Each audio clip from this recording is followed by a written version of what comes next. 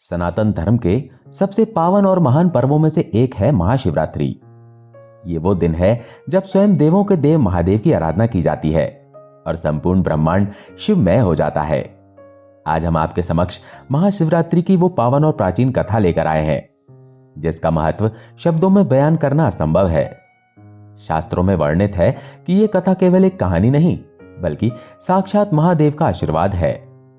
इस कथा को सुनने मात्र से ही मनुष्य के जीवन की दरिद्रता, गरीबी और पुराने से पुराने दुख दर्द जड़ से समाप्त हो जाते हैं। जो भी भक्त सच्चे मन से इस कथा का श्रवण करता है उसे जीवन में सुख, शांति और अपार धन्य धान्य की प्राप्ति होती है। अक्सर हमारे जीवन में कई ऐसी बाधाएं आती हैं जो हमारा पीछा नहीं छोड़ती, लेकिन आज की ये कथा उन समस्त कष्टों को हरने की शक्ति रखती है। आपसे आग्रह है कि भक्ति में डूबकर इस कथा को अंत तक पूरा सुने। याद रहे, जो भी इस पवित्र कथा को अंत तक पूरा सुनेगा, महादेव स्वयं उसके जीवन से अंधकार को मिटाकर खुशियों का प्रकाश भर देंगे। तो चलिए बिना किसी देरी के शुरुआत करते हैं महाशिवरात्रि की ये मंगलकारी कथा। द्वापर युग का सूर्य अपनी किरणों से द्वारका नगरी को नहला रहा था। समुद्र की लहरें भगवान द्वारकाधीश के महल की दीवारों से टकराकर मधुर संगीत उत्पन्न कर रही थी। वातावरण में चंदन और पारिजात की सुगंध व्याप्त थी। भगवान श्री कृष्ण, जो स्वयं जगत के पालनहार हैं, अपनी सुधर्मा सभा के रत्न जड़ित सिंहासन पर विराजमान थे। उनके मुखमंडल पर वो चिर परिचित मुस्कान थी जो समस्त सृष्टि के तनाव को हरने की क्षमता रखती है। तभी आकाश मार्ग से नारायण नारायण की मधुर ध्वनि गूंजी। ये ध्वनि वीणा के तारों की झनकार के साथ मिश्रित होकर एक दिव्य संगीत की रचना कर रही थी। कुछ ही क्षणों में देवर्षि नारद वहां प्रकट हुए। उनके चेहरे पर आज सामान्य दिनों की अपेक्षा कुछ अधिक गंभीरता और एक विशेष कौतूहल था। नारद जी ने झुककर प्रणाम किया। हे द्वारकाधीश, हे जगत गुरु, आपको मेरा कोटि कोटि नमन। भगवान श्री कृष्ण ने अपने आसन से उठकर देवर्षि का स्वागत किया। आइए देवर्षि, आज आपके आगमन से द्वारका धन्य हो गई, परंतु आज आपके नेत्रों में एक विचित्र प्यास देख रहा हूं। तीनों लोकों में भ्रमण करने वाले नारद के मन में आज कौन सा प्रश्न कुलबुला रहा है? नारद जी ने आसन ग्रहण किया और बोले, हे प्रभु, आप अंतर्यामी हैं। मैं अभी अभी पृथ्वी लोक और कैलाश का भ्रमण करके आ रहा हूं। वहां मैंने देखा कि महाशिवरात्रि का पर्व निकट है। देवता, गंधर्व, ऋषि, मुनि और मनुष्य सभी महादेव को प्रसन्न करने के लिए कठोर तप, यज्ञ और अनुष्ठान की तैयारियों में लगे हैं। चारों ओर वेद मंत्रों की गूंज है। कृष्ण मुस्कुराए। ये तो हर्ष का विषय है नारद। महादेव की भक्ति ही तो मोक्ष का द्वार है। नारद जी ने अपनी शंका व्यक्त की, परंतु प्रभु, मेरे मन में एक द्वंद्व है। शास्त्रों में वर्णित है कि शिव तो महाकाल हैं, वे योगियों के आराध्य हैं। उनकी पूजा विधि अत्यंत कठिन मानी जाती है। क्या महादेव की कृपा केवल उन विद्वानों, ब्राह्मणों और तपस्वियों के लिए ही आरक्षित है जो संस्कृत के श्लोक जानते हैं और विधि विधान से अभिषेक कर सकते हैं? उस अज्ञानी, दीनहीन, दरिद्र और पापी मनुष्य का क्या, जिसे न वेद का ज्ञान है, न जिसके पास चढ़ाने को दूध और बेलपत्र है? क्या महादेव ऐसे पतित जनों का उद्धार नहीं करते? क्या ऐसा कोई सरल मार्ग है जिससे घोर पापी भी शिवत्व को प्राप्त कर सके? श्री कृष्ण के नेत्रों में एक चमक आ गई। उन्होंने कहा, देवर्षि, आज तुमने वो प्रश्न पूछा है जो युगों युगों तक मानवता का कल्याण करेगा। तुमने शिव के ब्रह्म स्वरूप को देखा है, उनके भोलेनाथ स्वरूप को नहीं। शिव का अर्थ है कल्याण। वे आशुतोष है, अर्थात जो शीघ्र और अत्यंत अल्प प्रयास से प्रसन्न हो जाते हैं। शिव को न मंत्र चाहिए, न तंत्र, न स्वर्ण, न रजत। शिव को केवल भाव चाहिए। भगवान कृष्ण ने आगे कहा, नारद, आज मैं तुम्हें महाशिवरात्रि के इतिहास की एक ऐसी गुप्त और प्राचीन कथा सुनाता हूं जो यह सिद्ध कर देगी कि महादेव के लिए एक महान ऋषि और एक निरक्षर चंडाल में कोई भेद नहीं है। यह कथा है एक अति निर्धन, क्रूर और पापी शिकारी लुब्धक की। ध्यान से सुनो, क्योंकि इस कथा का श्रवण मात्र ही मनुष्य के पापों को भस्म करने में सक्षम है। प्राचीन काल की बात है। मोक्षदायिनी नगरी वाराणसी की सीमाओं से सटा हुआ एक घना और भयावह वन था। उस वन के किनारे एक छोटी सी बस्ती थी जहां भील और निषाद जाति के लोग रहते थे। उन्हीं में लुब्धक नाम का एक शिकारी रहता था। लुब्धक का जीवन अंधकारमय था। उसका कर्म था जीव हत्या। वो प्रतिदिन जंगल जाता, निरीह पशुओं को अपने बाणों का निशाना बनाता और उनके मांस व खाल को बेचकर अपने परिवार का भरण पोषण करता। उसका हृदय पाषाणवत हो चुका था। जानवरों की चीखें, उनका तड़पना, खून की धार, ये सब उसके लिए दैनिक दिनचर्या थी। दया शब्द उसके शब्दकोश में था ही नहीं। परंतु नियति का चक्र बड़ा विचित्र होता है। लुब्धक का परिवार बड़ा था। घर में उसके वृद्ध माता पिता थे जो अपनी आंखों की ज्योति खो चुके थे। एक पतिव्रता पत्नी थी और नन्हे नन्हे बच्चे थे। यद्यपि लुब्धक पापी था, किंतु अपने परिवार के प्रति उसका प्रेम और कर्तव्य बोध अथाह था। एक वर्ष विधाता ने उस क्षेत्र में भीषण अकाल की रचना की। आकाश से अग्नि बरसने लगी, धरती फट गई, नदियां और सरोवर सूखकर धूल के मैदान बन गए, हरे भरे वन वीरान हो गए, जंगल के जानवर या तो प्यास से मर गए या घने पर्वतों की ओर पलायन कर गए। लुब्धक की झोपड़ी में अन्न का एक दाना नहीं बचा। एक दिन बीता, 2 दिन बीते, करते करते 7 दिन बीत गए। बच्चे भूख से बिलखते हुए बेहोश होने लगे। बूढ़े माता पिता की कराहें लुब्धक के हृदय को चीरने लगी। उसने अपनी पत्नी की आंखों में देखा जहां आंसू भी सूख चुके थे। लुब्धक ने मनी मन सोचा, मैं कैसा पिता हूं, मैं कैसा पुत्र हूं। मेरे रहते मेरा परिवार भूख से मर रहा है, मुझे कुछ करना होगा। विवश होकर लुब्धक गांव के एक धनाढ्य साहूकार धनपत सेठ के पास गया। वो साहूकार अत्यंत कठोर और निष्ठुर था। लुब्धक ने उसके पैरों में गिरकर गिड़गिड़ाते हुए कहा, सेठ जी, मेरे बच्चों के प्राण बचा लीजिए, मुझे कुछ स्वर्ण मुद्राएं उधार दे दीजिए। मैं जीवन भर आपकी गुलामी करूंगा, पर अभी मुझे अनाज खरीदने दीजिए। साहूकार ने उसे दुत्कार दिया, परंतु लुब्धक के बहुत रोने पर उसने एक शर्त रखी, मैं तुझे ऋण तो दे रहा हूं लुब्धक, लेकिन याद रखना, यदि निश्चित समय पर तूने मेरा धन नहीं लौटाया तो मैं तेरी खाल उधेड़ दूंगा। लुब्धक ने कांपते हाथों से धन लिया और अपने परिवार को उस समय मृत्यु के मुख से बचा लिया।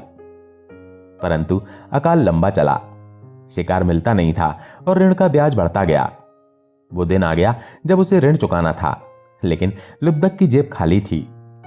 संयोग से वो दिन फागुन मास की कृष्ण पक्ष की चतुर्दशी थी, यानी महाशिवरात्रि।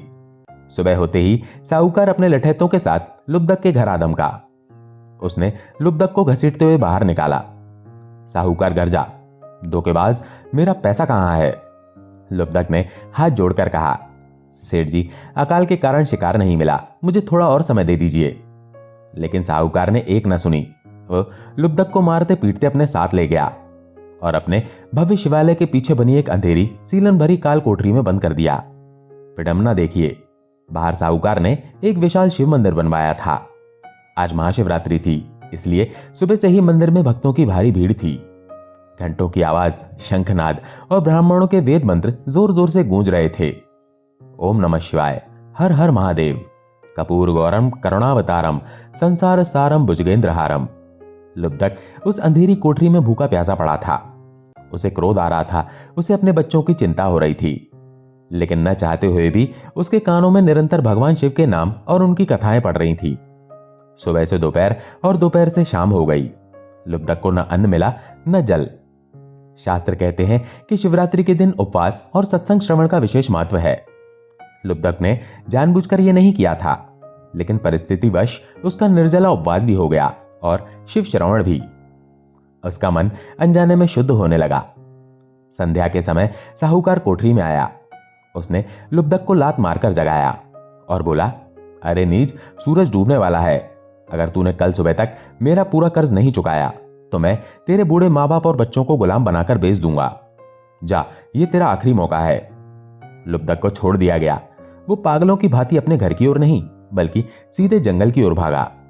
उसके मस्तिष्क में केवल एक ही विचार था, शिकार। आज मुझे कोई बड़ा शिकार करना होगा, चाहे मेरी जान चली जाए, लेकिन मुझे अपने परिवार को बचाना है। लुब्धक जंगल में पहुंचा। रात घेर आई थी।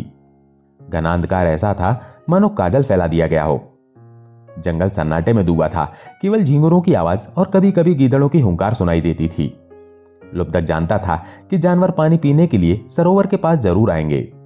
वो एक पुराने तालाब के किनारे पहुंचा। वहां एक विशाल वृक्ष था। वो वृक्ष कोई साधारण पेड़ नहीं था, वो बिल्व पत्र का वृक्ष था जो महादेव को अत्यंत प्रिय है। लुब्धक उस पेड़ पर चढ़ गया और एक मोटी दाल पर छिपकर बैठ गया। उसने अपना धनुष तैयार रखा और नीचे टकटकी लगाकर देखने लगा। उसे इस बात का तनिक भी ज्ञान नहीं था कि उस बेल के पेड़ की जड़ों में सूखे पत्तों के ढेर के नीचे एक प्राचीन स्वयंभू शिवलिंग स्थापित था। वो शिवलिंग युगों से किसी भक्त की प्रतीक्षा कर रहा था। लुब्धक का शरीर बुखार और भूख से तप रहा था। ठंड के कारण वो कांप रहा था। उसके पास जल का एक पात्र तुम्बा था जो उसने पेड़ की डाल पर टांग दिया था। रात्रि का प्रथम पहर चल रहा था। लुब्धक पेड़ पर बैठा शिकार की प्रतीक्षा कर रहा था। ठंड और भूख से उसका शरीर कांप रहा था। बैठने की जगह बनाने के लिए और सामने का दृश्य साफ देखने के लिए उसने बेल के पेड़ से कुछ पत्ते तोड़े और नीचे गिरा दिए। संयोग देखिए, वे बेलपत्र सीधे नीचे दबे हुए शिवलिंग पर गिरे। तभी लुब्धक के हिलने से उसके जल पात्र से कुछ बूंदें छलककर नीचे गिरीं। वे भी शिवलिंग पर गिरीं। अनजाने में ही सही, प्रथम पहर का अभिषेक और बिल्व अर्पण संपन्न हो गया। तभी झाड़ियों में सरसराहट हुई। लुब्धक चौकन्ना हो गया। उसने देखा कि एक हिरनी वहां पानी पीने आई है। वो हिरनी गर्भवती थी। उसका पेट भारी था और उसकी चाल में एक ममतामयी सावधानी थी। लुब्धक की आंखों में चमक आ गई। आज मेरे परिवार का पेट भर जाएगा, उसने सोचा। उसने धनुष पर बाण चढ़ाया और प्रत्यंचा को कान तक खींचा। जैसे ही वो बाण छोड़ने वाला था, एक चमत्कार हुआ। वो हिरनी, जिसे मूक पशु समझा जाता है, मनुष्य की वाणी में बोल उठी। उसने ऊपर देखा और कातर स्वर में कहा, हे व्याध, रुको, मुझे मत मारो। लुब्धक चौंक गया। तू बोल सकती है? हिरनी बोली, हाँ शिकारी, मैं जानती हूं तुम मुझे क्यों मारना चाहते हो। तुम्हारे घर में तुम्हारे बच्चे भूखे हैं, लेकिन मेरी ओर देखो, मेरे गर्भ में भी नन्हे प्राण पल रहे हैं। मैं गर्भवती हूं। यदि तुम मुझे मारोगे तो एक साथ दो जीवों की हत्या का पाप तुम्हें लगेगा। क्या तुम इतने क्रूर हो? लुब्धक ने कठोरता से कहा, मुझे पाप पुण्य से कोई मतलब नहीं। मेरा परिवार भूखा है, मैं तुम्हें जाने नहीं दे सकता। हिरनी ने रोते हुए कहा, शिकारी, मैं अपनी जान के लिए नहीं डरती, लेकिन मेरे गर्भ में पल रहा शिशु अभी संसार को देखना चाहता है। मैं तुम्हें वचन देती हूं, मुझे अभी जाने दो। मैं शीघ्र ही अपने बच्चे को जन्म देकर उसे अपने परिवार को सौंपकर स्वयं तुम्हारे पास लौटाऊंगी। तब तुम मेरा शिकार कर लेना। लुब्धक हंसा। वाह, क्या मूर्खतापूर्ण बात है। जो जानवर एक बार जाल से निकल जाए वो वापस मौत के मुंह में क्यों आएगा? तुम मुझे बहका रही हो। हिरनी ने दृढ़ता से कहा, हे व्याध, धरती सत्य पर टिकी है। समुद्र अपनी मर्यादा सत्य के कारण नहीं लांघता। सूर्य सत्य के कारण ही उदय होता है। मैं उन महादेव की शपथ लेती हूं जो इस चराचर जगत के स्वामी हैं। यदि मैं वापस ना आऊं तो मुझे वो पाप लगे जो वेदों को चुराने वाले को लगता है, जो विश्वासघात करने वाले को लगता है। लुब्धक ने हिरनी की आंखों में देखा। वहां भय नहीं बल्कि एक अद्भुत तेज था। उसका कठोर मन पहली बार डगमगाया। उसने सोचा, ये जानवर होकर भी इतनी बड़ी शपथ ले रही है। अनजाने में उसका हाथ ढीला पड़ गया। लुब्धक ने कहा, जा, चली जा। हिरनी ने धन्यवाद दिया और चली गई। लुब्धक ने राहत और निराशा की मिलीजुली सांस ली। उसने फिर से बैठने की जगह ठीक की और कुछ बेलपत्र व जल की बूंदें नीचे शिवलिंग पर गिरीं।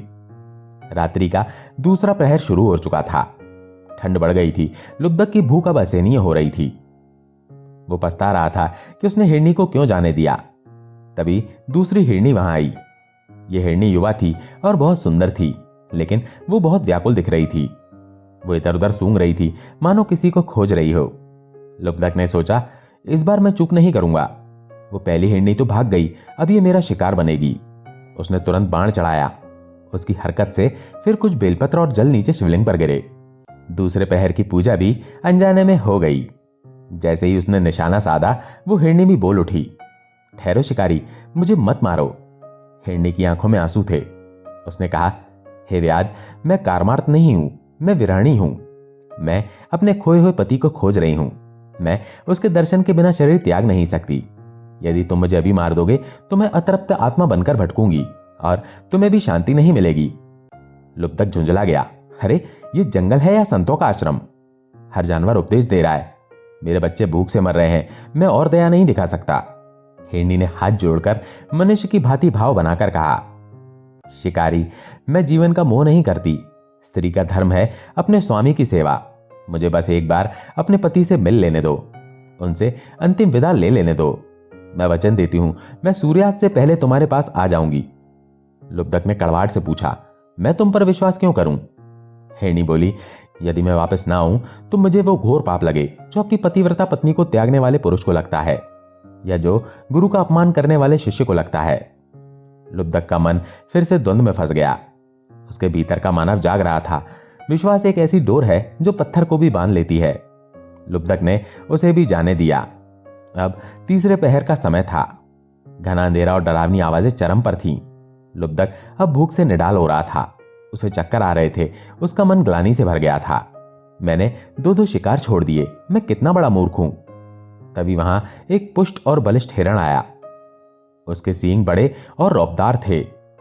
वह उन्हीं 2 हिरनियों का पति था। वो अपनी पत्नियों को खोजता हुआ वहां पहुंचा था। लुब्धक की आंखों में खून उतर आया। अब ये नहीं बचेगा, ये तो काफी बड़ा है। लुब्धक ने पूरी ताकत से धनुष खींचा। इस प्रक्रिया में पेड़ की डाल हिली और ढेर सारे बेलपत्र और जल नीचे शिवलिंग पर गिरे। तीसरे पहर की पूजा संपन्न हुई। मृग ने ऊपर देखा। उसने शिकारी को बाण ताने देखा, परंतु वो भागा नहीं। वो निडर होकर खड़ा रहा। मृग ने गंभीर स्वर में कहा, हे शिकारी, यदि तुमने मुझसे पहले यहां से गुजरने वाली 2 हिरनियों को मारा है तो मुझे भी मार दो, क्योंकि उनके बिना मेरा जीवन व्यर्थ है। और यदि तुमने उन्हें नहीं मारा है तो मुझे थोड़ी देर के लिए छोड़ दो। लुब्धक चकित रह गया। तुम मरने से डरते नहीं? मृग बोला, मृत्यु तो ध्रुव सत्य है शिकारी, लेकिन मेरा एक धर्म है। मैं उन दोनों हिरनियों का पति और रक्षक हूं। वे इस घने वन में अकेली भटक रही होंगी। वे डरी हुई होंगी। मेरा कर्तव्य है कि मैं उन्हें सांत्वना दूं, उन्हें सुरक्षित स्थान पर पहुंचाऊं और अपने बच्चों को अंतिम शिक्षा दूं। मैं धर्म का पालन करता हूं। मैं वचन देता हूं, अपने परिवार को सुरक्षित करके मैं स्वयं तुम्हारे बाण का लक्ष्य बनने आऊंगा। लुब्धक ने कहा, तुम जानवर होकर इतनी बड़ी बातें करते हो।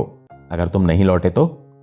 मृग ने शपथ ली, यदि मैं लौट कर ना आऊं तो मुझे वो पाप लगे जो ब्राह्मण की हत्या करने वाले को, मित्र को धोखा देने वाले को और शरण में आए हुए की रक्षा न करने वाले को लगता है।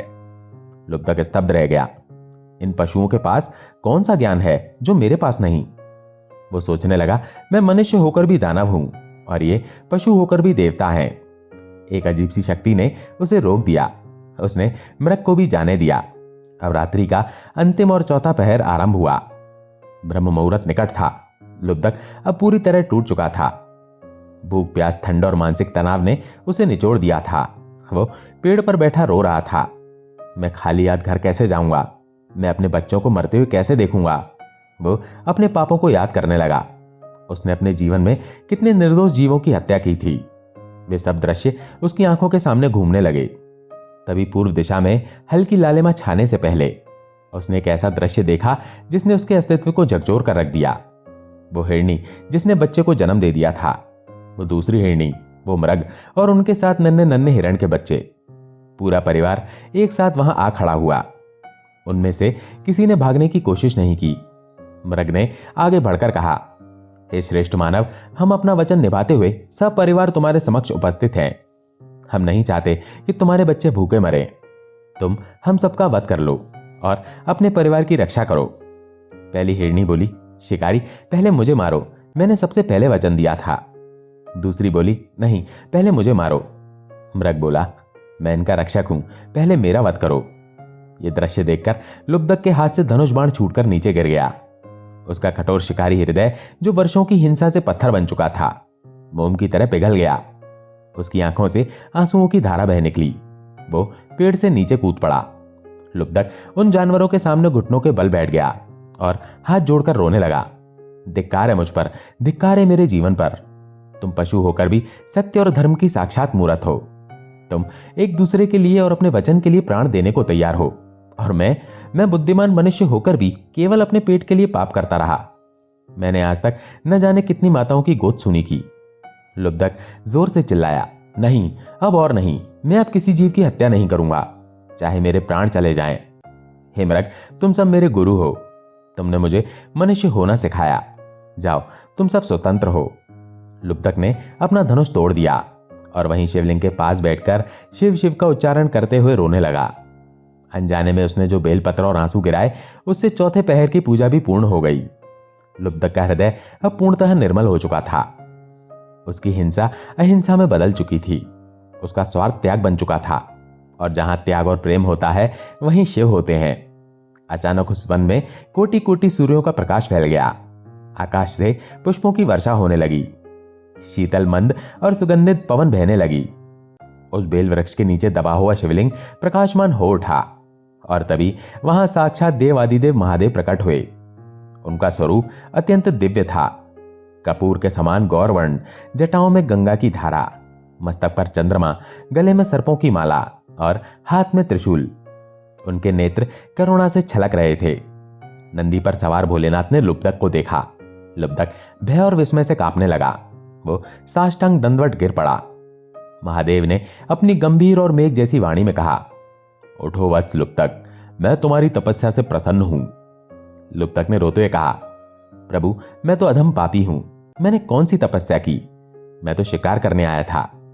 शिवजी मुस्कुराए, वत्स तुमने अनजाने में ही सही, लेकिन महाशिवरात्रि के चारों प्रहरों में निराहार रहकर रात्रि जागरण कर मेरे प्रिय बिल्व पत्रों और अपने आंसुओं से मेरा अभिषेक किया है।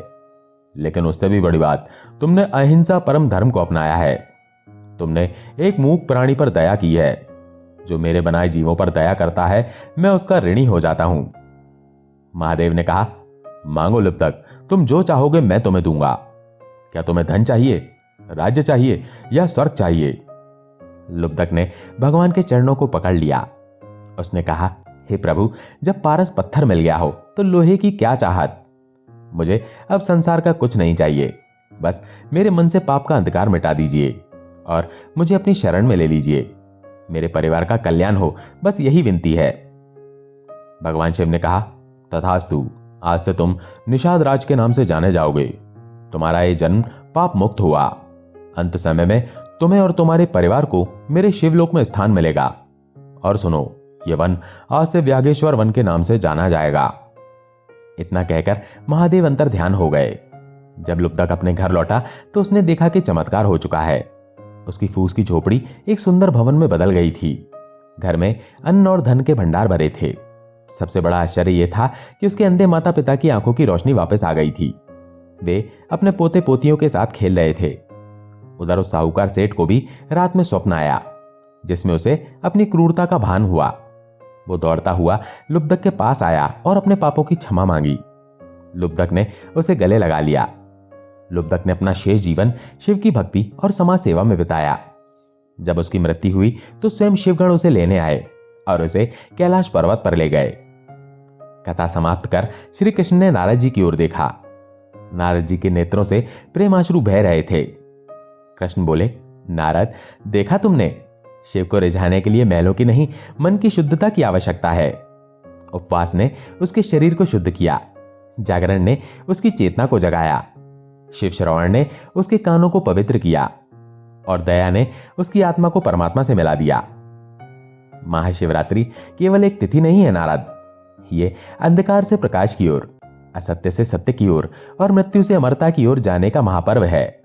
जो भी मनुष्य, चाहे वो किसी भी कुल का हो, किसी भी अवस्था में हो, यदि महाशिवरात्रि के दिन सच्चे मन से या अनजाने में भी शिव का नाम लेता है, बैर भाव त्याग देता है, तो महादेव उसे अपनी गोद में बैठा लेते हैं। देवर्षि नारद ने वीणा उठाई और भाव विभोर होकर गाने लगे, हर हर महादेव, हर हर महादेव। प्रिय मित्रों, महाशिवरात्रि की ये कथा हमें सिखाती है कि ईश्वर हमारी क्रिया नहीं, हमारी भावना देखते हैं। यदि हम अपने जीवन में किसी एक प्राणी की भी पीड़ा हर सकें, किसी भूखे को भोजन करा सकें और मन से द्वेष निकाल सकें, तो वही सच्ची शिव पूजा है। आशा है ये कथा आपको पसंद आई होगी। अगर पसंद आई हो तो वीडियो को लाइक करके कमेंट में हर हर महादेव अवश्य लिखें। चैनल पर अगर पहली बार आए हैं तो चैनल को सब्सक्राइब जरूर करें। हर हर महादेव।